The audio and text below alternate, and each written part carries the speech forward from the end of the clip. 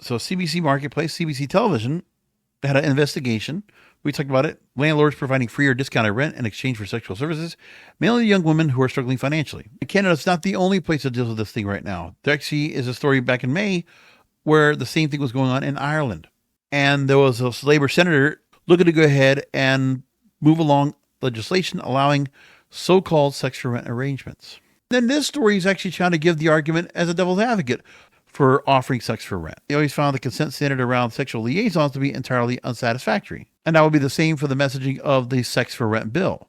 That pure consent to an arrangement between two adults is not enough if that arrangement puts one of them under duress or may seem exploitative. But then the question is, how do you enforce the law, particularly where it criminalizes an advertised offer of sex for rent?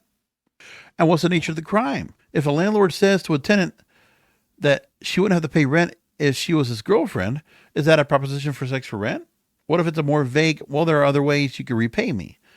Is there room for honest misunderstanding where a clumsy romantic approach is to be taken criminal because the person approached is a tenant?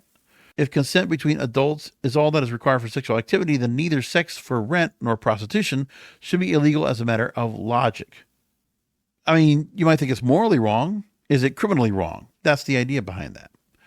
When women are trying to go ahead and find themselves whatever discretionary income they need, and for whatever reason, so if it is for rent, if it is for bills, if it's for whatever else, if times are getting tough, it's happening.